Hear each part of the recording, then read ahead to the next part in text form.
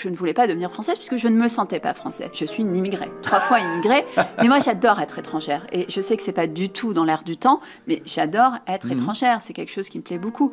Est-ce que je me sens française? Vous savez, moi je me suis réveillée pendant plus d'1 an énervée. Et au bout d'1 an de colère, je me suis dit, mais si t'es autant en colère, c'est que t'es devenue française. Oui, et donc, c'est à ça qu'on les reconnaît. Mais bien sûr. Et donc, il faut faire quelque chose de ça.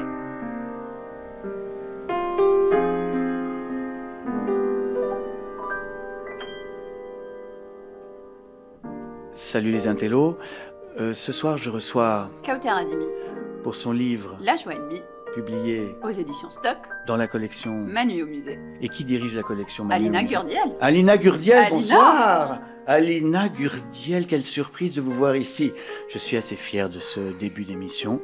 Vous constaterez qu'il a été improvisé totalement.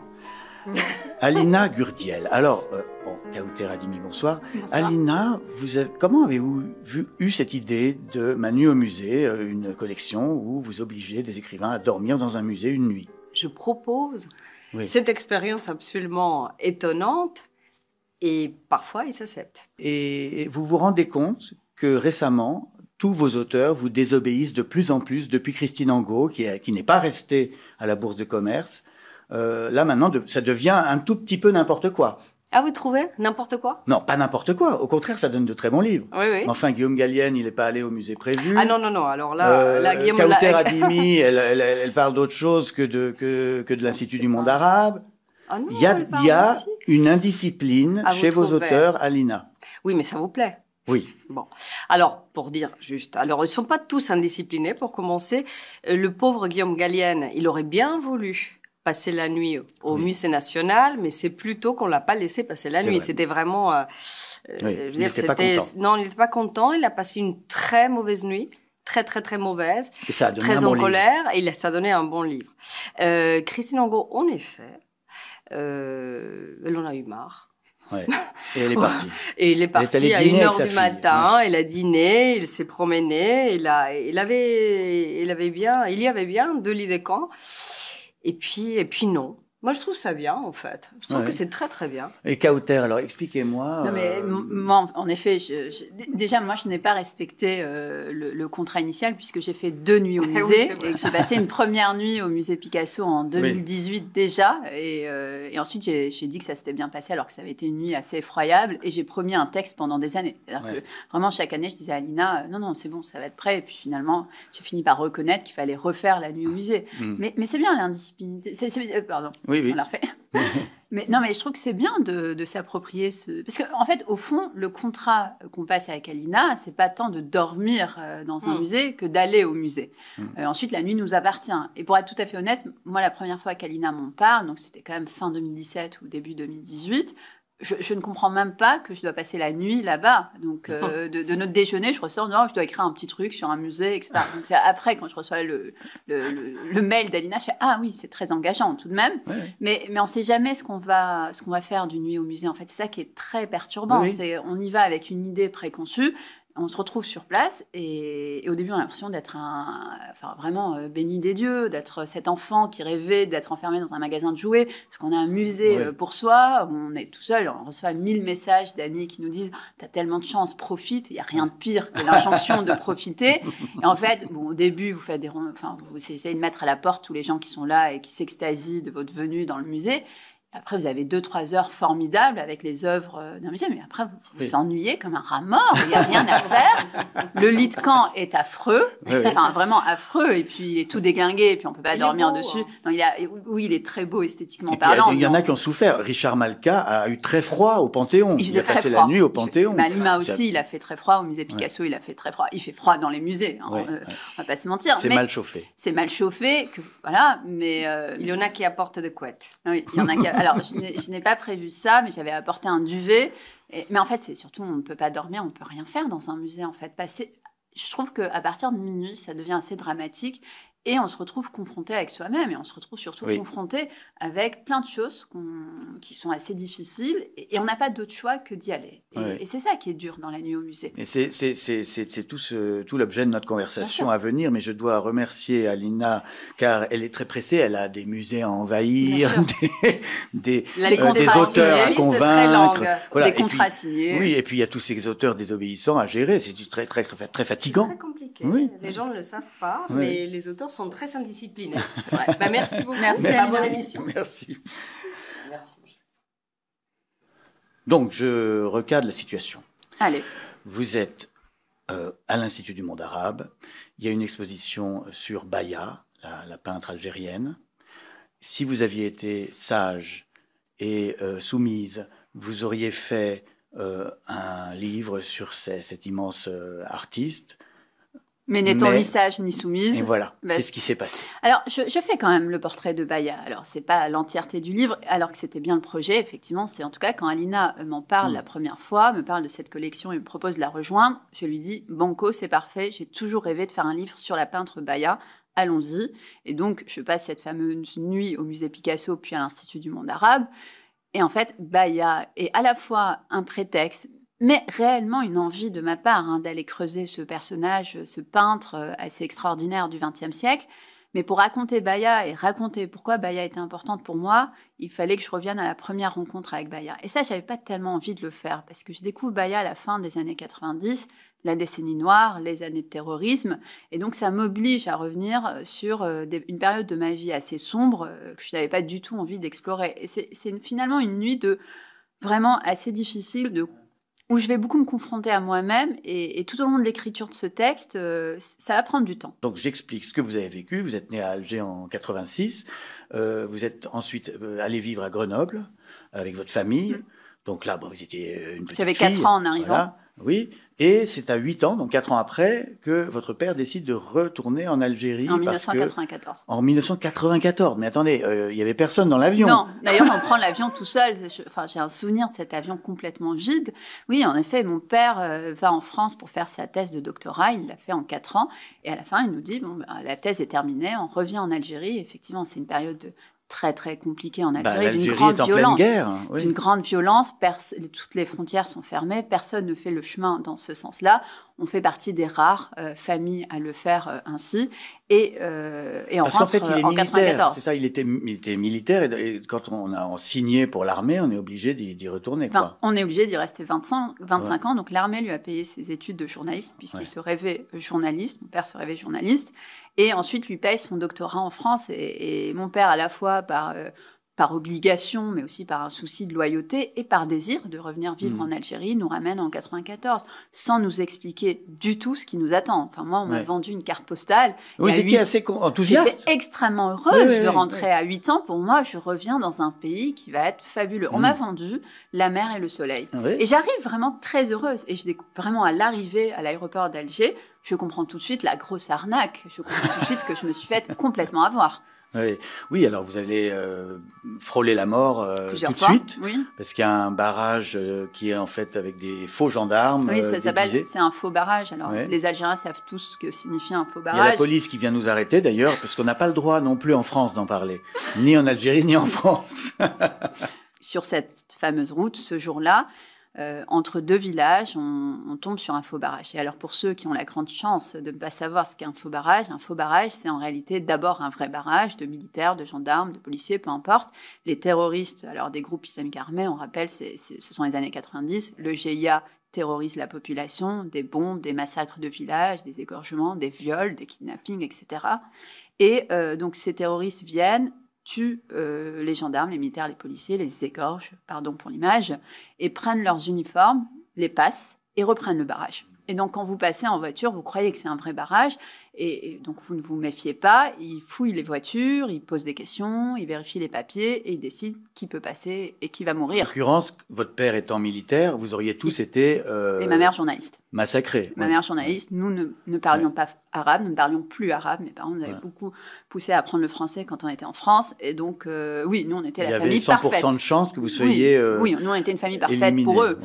Mais alors, on ne va pas dire, parce que c'est un peu le suspense qui maintient la l'attention du lecteur pendant tout le livre, de savoir... Alors, le lecteur sait que je suis vivante, puisque je suis là pour en parler. Oui, mais comment avez-vous échappé? Et c'est vrai que c'est une scène à la Midnight Express, parce qu'en fait, on se dit, mais quelle horreur, il faut qu'il fasse demi-tour, mais vous ne pouvez pas faire demi-tour. Non, parce qu'en fait, dans ces barrages-là, ce qui était affreux, c'est qu'en fait, ils tiennent toute la route. Donc, les voitures qui arrivent dans un sens comme dans l'autre sont fouillées, interrogées, etc., et avancent tout doucement. Donc, on n'a pas les moyens. On ne peut pas faire demi-tour. Il y a des voitures derrière nous, des voitures devant, des voitures dans l'autre fil, et ils ont des mitraillettes. Donc, mon père comprend très vite que c'est un faux barrage. C'est-à-dire, quelques voitures... Il cache ses papiers. Oui, il dit à ma mère, c'est un faux barrage, et ma mère...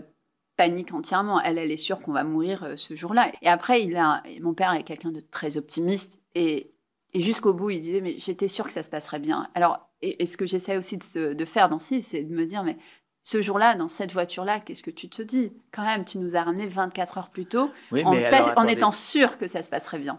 Je vais vous coincer. Coincez-moi. Parce que vous-même...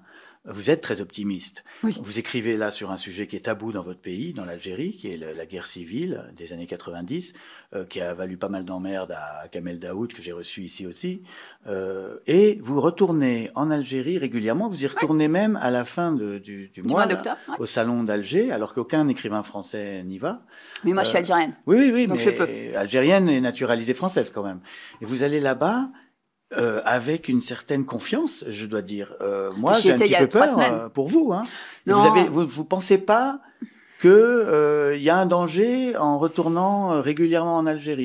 Regardez ce qui est arrivé à Boualem Sansal. Alors, mon livre est sorti en Algérie aux éditions Barzac. J'ai la chance d'avoir le même éditeur sur tous mes livres et qui m'accompagne depuis le premier jour et qui prend les risques presque autant que moi sur tous mes livres. Ensuite, moi, je réfléchis pas tellement. On m'a beaucoup demandé est-ce que vous avez peur, etc. Déjà, je pense que tout écrivain issu des pays arabes, s'il fait bien son travail, aura un jour ou l'autre un problème avec la justice. Ça, c'est quand même... voilà. On accepte, on entre en littérature en sachant les risques qu'on prend d'entrer en littérature. Ensuite, je pense qu'il faut que ce qui est important, c'est pas tant est-ce qu'on a peur, pas peur, etc. Moi, j'essaie toujours de mesurer un peu mes risques, mais c'est quelle est l'alternative. Alors vous personnellement, vous considérez comment? Vous êtes algérienne, française, vous êtes une exilée, vous êtes quoi, une émigrée, vous êtes une intégrée, je ne sais pas quoi dire. Alors moi, vous dites à un moment en décalage. Je suis en décalage. Oui, mais surtout en décalage horaire. Je suis 3 fois immigrée. J'ai immigré à 4 ans en France. Oui. J'ai immigré de nouveau en Algérie et je me suis sentie très longtemps immigrée. Ah non, pas du tout. Mon père avait beau me dire c'est ton pays. Voilà, j'ai mis du temps. Vous ne parliez pas arabe? J'ai dû réapprendre à parler arabe. J'ai dû réapprendre aussi à vivre dans ce pays-là, qui était complètement différent, en guerre, mais aussi complètement différent. Puis j'ai immigré de nouveau quand je suis venue à Paris pour mon master, il y a quelques années. Donc je suis une immigrée, 3 fois immigrée. Mais moi, j'adore être étrangère. Et je sais que ce n'est pas du tout dans l'air du temps, mais j'adore être étrangère. C'est quelque chose qui me plaît beaucoup. Est-ce que je me sens française? Vous savez, moi, je me suis réveillée pendant plus d'1 an énervée. Tous les matins, à entendre des ministres parler de moi, parce que parler des musulmans, de la façon dont on s'habille, de ce qu'on mange, de ce qu'on ne mange pas, de la façon dont on éduque nos enfants. Et au bout d'1 an de colère, je me suis dit, mais si tu es autant en colère, c'est que tu es devenue française. Oui, et donc, c'est à ça qu'on les reconnaît. Mais bien sûr. Et donc, il faut faire quelque chose de ça. Et longtemps, j'aurais pu me faire naturaliser il y a très longtemps. Je ne voulais pas, pour plein de raisons. La première étant que je ne me sentais pas française. Pas du tout. Donc, je ne voulais pas devenir française puisque je ne me sentais pas française. Mais c'était vraiment un moment, il fallait faire quelque chose de cette colère et j'en ai fait un droit de vote. D'être toujours étrangère partout, c'est pas ça, être écrivain? C'est-à-dire de regarder la réalité un peu de l'extérieur? Oui, mais d'être un peu... Oui et non. C'est-à-dire à la fois, moi, être loin d'Algérie me permet d'écrire plus sereinement et en même temps, j'ai toujours besoin d'y retourner pour écrire. C'est très étrange. C'est-à-dire, je vais chercher quelque chose là-bas et je reviens. Et, mais il se passe quelque chose pour moi quand j'arrive là-bas. Il se passe quelque chose, c'est assez vertueux et c'est assez salutaire pour moi d'écrire de là-bas aussi. Sinon, je pense que je serais un peu décalée. Ça, alors vraiment, s'il y a une chose qui m'effraie, c'est d'être décalée sur ce que je raconte sur l'Algérie. Parce que je l'ai beaucoup vu. Enfant, adolescente, je voyais des écrivains qui vivaient en France depuis 30 ans, d'origine algérienne, qui parfois parlaient de l'Algérie. Je me disais, mais ils parlent d'une Algérie qui n'existe plus. Oui, et ça vraiment... Je pense que le jour où je ne comprendrai plus ce qui se passe là-bas, le jour où Barzac... Et c'est pour ça que Barzac est précieux pour moi, parce qu'ils sont là-bas. Ils vivent là-bas. Mon éditeur algérien qui est là-bas, le jour où il me dira, écoute, ce que tu racontes est quand même un peu ridicule, je saurais qu'il est temps de raconter autre chose, ou de retourner vivre là-bas, un des deux, mais en tout cas de faire quelque chose. Nous, en France, on parle beaucoup de l'Algérie, et vous me disiez que en fait, les Algériens ne sont pas du tout obsédés par la France, plus du tout en fait. Alors, c'est même pas qu'ils ne sont pas obsédés, c'est que ça ne les intéresse, mais pas du tout. Enfin, c'est un non-sujet. Hein. Ça, d'ailleurs, c'est très perturbant quand on arrive d'Algérie de voir à quel point les Français s'intéressent à l'Algérie et à quel point ce n'est plus du tout réciproque. Si ça l'a été un jour, sans doute ça l'a beaucoup plus été après la guerre d'indépendance. Mais en tout cas, aujourd'hui, non, pas du tout. On va passer à Devine tes citations. Allez. C'est quand même le jeu mythique. Donc je vous lis des phrases de vous et vous devez me dire dans quel livre vous avez écrit ceci. Attention, c'est parti. Bon, c'est facile. Je n'aime pas Grenoble. Je hais la montagne, la combi de ski qui gratte, le sandwich au thon écrasé au fond du sac, la neige dans les chaussures. La joie et demie. La joie et demie, 2025. C'est marrant parce que la haine du ski, vous avez ça en commun avec Françoise Sagan. Affreux. Elle détestait les sports d'hiver. On ne comprend même pas le principe. Elle disait... Il n'y a rien qui va. Oui, elle disait c'est le contraire de la mine. Au lieu de descendre dans du noir, on monte dans du blanc. Oui. Mais ça n'a... Enfin, moi, Pourtant, 4 ans à Grenoble. 4 ans. Parce qu'à chaque fois que je dis je n'aime pas le ski, je me dis mais c'est normal, l'Algérie. Ça... Bon, déjà, on a une station de ski. Oui, il y a du ski. Voilà, parce qu'il y a du ski. Bon, je n'irai pas jusqu'à il y a du ski. Je ne vais pas non plus faire. Voilà. Mais surtout, j'ai vécu 4 ans à Grenoble et pendant 4 ans, on m'a forcé à aller sur des skis et aller à la montagne. Non, mais c'est affreux. Je trouve qu'il n'y a rien de bien avec le ski. Enfin, c'est cher. On a froid. On a froid aux oreilles. On a froid partout. On n'a aucun intérêt. On tombe. C'est un sport dangereux et puis c'est pas écologique pour un souffle. Ça n'a aucun intérêt. Autre phrase de vous. Dès votre arrivée à Alger, il vous faudra prendre les rues en pente, les monter, puis les descendre. Nos richesses. Insipide de Nos richesses 2017. Elle connaît ses livres. Enfin, je connais les derniers. Et déjà, dans ce livre-là, il y avait d'autres phrases. Par exemple, des siècles que nous assassinons sur ces mêmes terrasses. Ou encore, oubliez que les chemins sont imbibés de rouge, que ce rouge n'a pas été lavé, et que chaque jour, nos pas s'y enfoncent un peu plus. C'était des années 90, bien sûr. C'était des années 90. Ah, oui. Mais c'est pour ça, ça a toujours été là, en fait. Là, je vous mets encore plus dans l'embarras pour votre prochaine visite dans votre pays. Enfin, votre pays, je ne sais pas. C'est mon pays. C'est votre pays. Alors, autre phrase. Toutes les guerres font la même chose aux hommes. Elles transforment vos yeux en 2 billes figées. J'ai un doute. Je ne sais plus si c'est au vent mauvais ou si c'est des pierres dans ma poche. Ça doit être au vent mauvais. Oui, au vent mauvais. Sûre. Ah, 2022, vous avez pour l'instant 100% de bonnes réponses. Donc ça veut dire que j'écris mes livres. Oui, ça veut dire que vous écrivez vous-même vos livres et que vous les relisez. Oui, voilà. Non, je ne les relis. Avant publication. Oui, voilà. Après, non. Autre phrase. Page 119, paragraphe 3, ligne 10. Il y a une coquille. Je n'ai rien à ajouter. Bonne chance pour ton livre. Ça, c'est un texto de mon père et c'est dans La Shoah et demie. Oui. Véridique. Pourquoi cette fin ? Est-ce que vous pensez que le fait qu'il vous critique juste pour une coquille et qu'il dise j'ai rien à ajouter, c'est qu'il a compris ou qu'il s'en fout ? Ah non, il s'en fout pas. Mon père ne s'en fout pas du tout. Et mon père est assez marrant. C'est pas forcément l'image que je donne de lui dans le livre, mais il est assez marrant. Et non, c'est de dire. Ça veut dire que tu as bien fait de le faire. Je vais vous dire ce que ça veut dire. Ça veut dire je répugne à toucher à ton livre parce que c'est ton livre. Et je ne ferai jamais le censeur.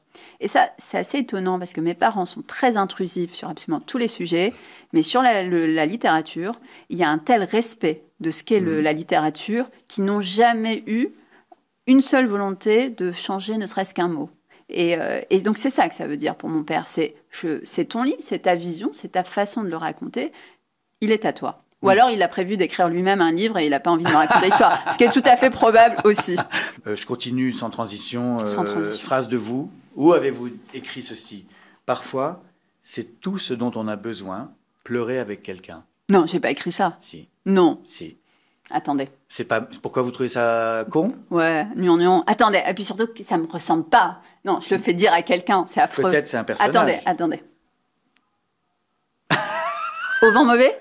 Non, c'est des pierres dans ma poche. Ah oui, elle 2016. pleure avec Clotilde. Tout à fait. J'avais oublié.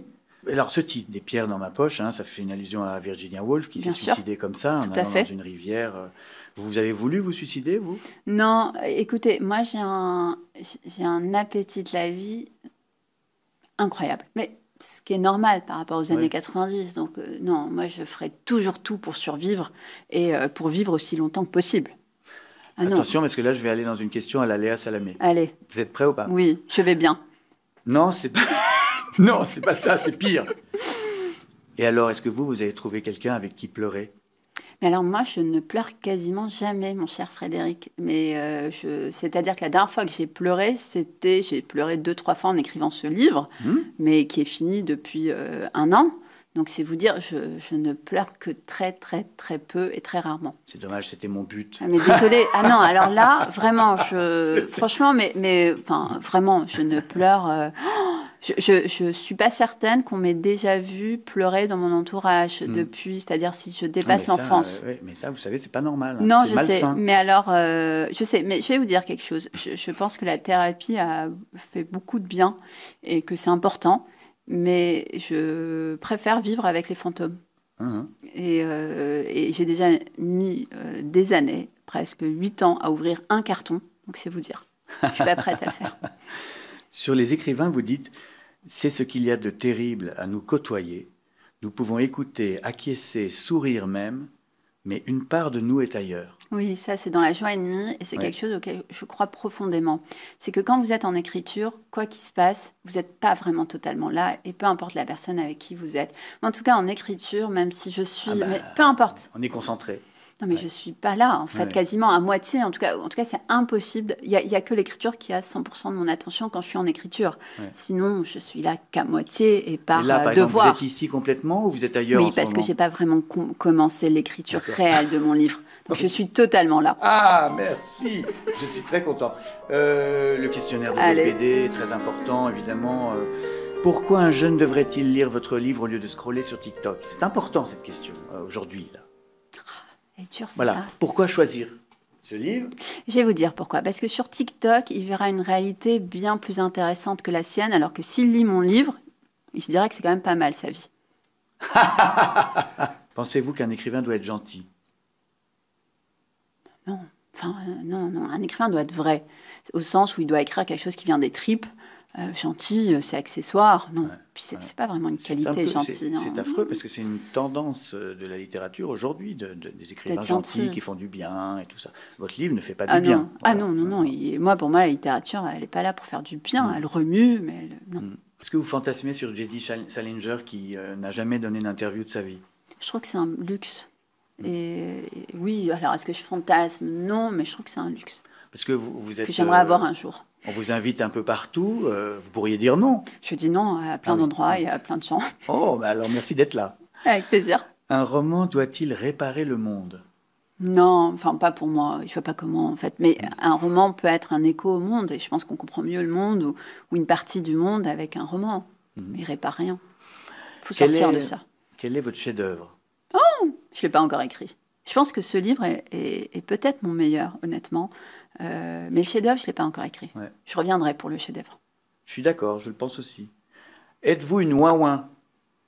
Non. Et vous? Moi, oui. Ah oui. Pas étonnant. Le but de la littérature est-il de mentir sans se faire prendre? Non. Après, on passe un pacte quand on entre en livre. On passe le pacte que tout est vrai et que tout est faux. C'est-à-dire que tout est vrai dans la sincérité la plus absolue de l'envie de raconter une histoire, mais ça vraiment, et tout n'est pas tout à fait vrai au sens de l'archive. On en revient à ça. Mais par exemple, là, vous avez besoin de créer cette attente avec le faux barrage où on se demande comment vous allez vous en sortir. Et du coup, c'est une manière un peu à droite de raconter l'histoire. Oui, mais c'est pas un mensonge. Non, c'est pas un mensonge. Non, c'est pas un mensonge. Qui est le meilleur écrivain français vivant? Elle est affreuse, cette question. Oui, affreuse. Kundera. Ah, mais il est mort, je veux un vivant. Non, l'homme est mort, mais l'écrivain est vivant. Donc ça marche. Kundera. Vous savez que je l'ai rencontré? Oui, moi aussi. Mais moi, je ne savais pas qui c'était. Ah bon? Après ce fameux prix de jeune écrivain, je le croise dans un café. Il me dit, je suis écrivain. Je lui dis, moi aussi. Et je suis Milan Kundera. Je lui dis, je suis Kauter Adimi. Et c'était en 2007, je crois. Ça a dû le faire marrer. Oui, c'est bien marré. Si vous étiez très riche, arrêteriez-vous d'écrire? Non, mais j'écrirais face à la mer. La phrase de vous dont vous êtes la plus fière? C'est très égocentrique comme question. Oui, mais c'est écrit par un égocentrique. Le talent n'est rien, il faut de l'inspiration et de l'ambition. C'est dans Picsou. Je me l'approprie. Avez-vous menti durant cette conversation? Pas autant que je pensais. Non. La question pharaonique de 451, imaginons un monde où les livres sont interdits, comme peut-être parfois en Algérie. Certains livres sont interdits. Et quel livre seriez-vous prête à apprendre par cœur pour le sauver, le transmettre? La soif d'Assia Djebar, son premier roman. Qui n'existe plus en France, qui est publié en Algérie, et c'est l'entrée en littérature d'une grande écrivaine. C'est celui que j'apprendrai par cœur. Et puis il n'est pas trop long, donc ça va. Qui est entré à l'Académie française. Qui est entré à l'Académie française, tout à fait. Vous vous présenterez un jour à l'Académie française? Oh là on dérive du questionnaire. Ça serait... Non, oui. Je ne sais pas. Honnêtement, là, je suis incapable de vous répondre. Je suis un peu jeune, peut-être encore. Je vais m'en sortir comme ça. Y a-t-il un livre qui vous a sauvé la vie?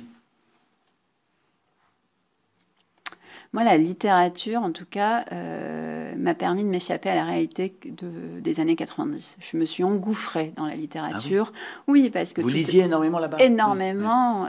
En tout cas, ce que je trouvais, et je n'en trouvais pas beaucoup. J'ai commencé à écrire à 8 ans un livre, parce que je ne trouvais pas de livre et que je voulais lire quelque chose. Donc je me suis quand même beaucoup cachée dans la littérature pour ne pas affronter le réel ou m'échapper du réel qui était assez affreux. Donc en cela, j'ai été sauvée par la littérature. Est-ce qu'il y a un livre en particulier? Je dirais peut-être Les Nuits blanches de Dostoïevski m'a permis à la fois d'échapper à la vie et de rentrer dans une mélancolie, une tristesse bienvenue qui m'a sans doute un peu sauvée de ma propre mélancolie. Merci infiniment, Kauter Adimi, d'être venu discuter nonchalamment de sujets horriblement graves. C'est La joie ennemie aux éditions Stock, que je vous ordonne de lire, bien sûr. Vous devez m'obéir, contrairement à Kauter qui désobéit à son éditrice. Abonnez-vous, bien sûr, cliquez partout. Je le dis chaque semaine, mais c'est pour nous aider et soutenir ce programme, qui est au fond la seule émission littéraire où les auteurs peuvent parler plus de 10 minutes. C'est tout de même assez rare. Hein? Oui. Un luxe. Que dire de plus à part lisez des livres, sinon vous mourrez idiot. Mais vous le savez. Bonsoir. Merci. Bonsoir.